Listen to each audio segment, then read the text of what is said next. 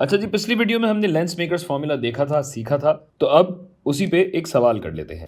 हमें एक लेंस दिया गया है जिसमें दोनों कर्व्ड साइड्स का रेडियस हमें बताया गया है कि 25 सेंटीमीटर है, जबकि लेंस की रिफ्रैक्टिव इंडेक्स है 1.5 और ये हवा में है, या वैक्यूम कहना चाहे तो वैक्यूम कह लें। ये मालूम होना इसलिए ज़रूरी है क्योंकि N2 और N1 दोनों यहाँ इस्तेमाल होंगे और एक N तो हमारे पास मौजूद है। तो चलिए भाई, फोकल लेंथ निकालने के लिए ज़रा हम लेंस मेकर्स फॉर्मूला इस्तेमाल करते हैं। 1/f है जिसमें से f हमें निकालना है। N1 क्या है और N2 क्या है, ये हम कैसे फैसला करेंगे? देखिए, रोशनी की किरण या शुआ इस साइड से आएगी या इस साइड से आएगी। जहां कहीं से भी आए, बात यह है कि ये वाला n दूसरा n होगा और पहला n ये हवा या वैक्यूम जहां कहीं भी शुआ सफर कर रही है, ये पहला रिफ्रैक्टिव इंडेक्स होगा। शुआएं चाहे इस तरफ से आ रही हो या इस तरफ से आ रही हो, दोनों सूरतों में हो क्या रहा है कि आपके पास पहली रिफ्रैक्टिव इंडेक्स ये हवा या वैक्यूम बन रही है और इस हवा या वैक्यूम से गुजरने के बाद ही शुआएं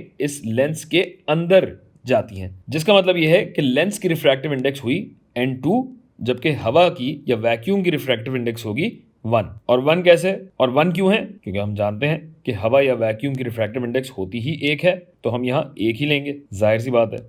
-1 और इसे ज़रब देना है 1/R1 -1/R2। अब R1 क्या है और R2 क्या है? दोनों तो बराबर हैं, गोया यहाँ भी 25 आएगा और यहाँ भी 25 आएगा, तो ये लिख देते हैं। क्या ये सही है? सही और गलत की बात ना भी करूं मैं तो आप ये देख सकते हैं कि ये दोनों कैंसिल आउट हो जाते हैं, यानी ये 0 हो जाएगा और ये भी 0 हो जाएगा, तो फोकल लेंथ तो कुछ बनेगी नहीं, जो कि जाहिर सी बात है यहाँ नहीं हो रहा। अब होगा क्या? यानी यकीनन यहाँ पे साइंस का हमें ख्याल रखना पड़ेगा। तो साइन का ख्याल रखने के लिए हमें कोई फ्रेम ऑफ रेफरेंस बताना पड़ेगा, ये भी आप जानते हैं। और फिर ये कि शुआएं कहाँ से आ रही हैं और कहाँ जा रही हैं, ये भी हमें मालूम होना चाहिए। क्यों? क्योंकि R1 और R2 हमारा इसी से डिसाइड होता है, फैसला इसका इसी से होगा। तो फर्ज कीजिए कि अगर मैं कहता हूं कि जनाब बाईं समत से शुआएं आ रही हैं, ये एक शुआ हो गई, ये एक शुआ हो गई, तो अगर ऐसा है तो मेरे पास जो ये खम बन रहा है, ये कर्व जो बन रहा है, ये पहला सरफेस होगा जिसमें ये रोशनी जाएगी और उसके बाद फिर इस सरफेस को छुएगी। गोया ये वाली साइड हुई साइड नंबर 1, जबकि दूसरी वाली साइड हुई साइड नंबर 2। ठीक है भाई।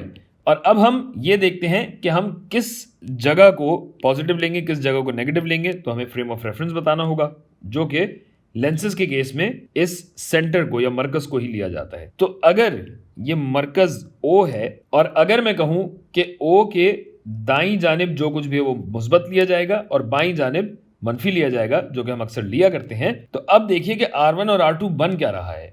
चूंकि ये सरफेस 1 है, सरफेस नंबर 1 है, जो कि इस दायरे का टुकड़ा है और इस दायरे का सेंटर मरकज यहां कहीं बनेगा, तो ये दायरा नंबर 1 हुआ।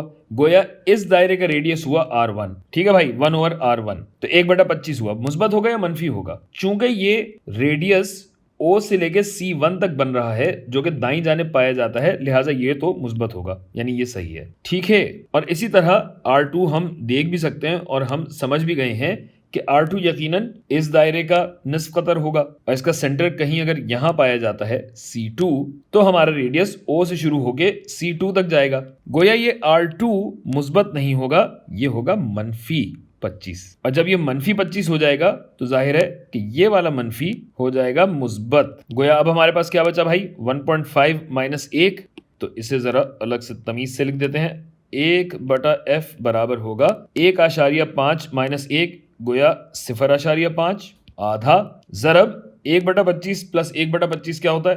2/25 होगा, जिसे आप आधे से जरब देंगे या 1/2 इसको लिख दूं तो ये हो जाएगा ना। तो फोकस मेरे पास क्या बन जाएगा, या बल्कि 1/f मेरे पास क्या बन जाएगा? यही 1/25 बनेगा, जिसका मतलब यह है कि मेरी फोकल लेंथ होगी 25 सेंटीमीटर।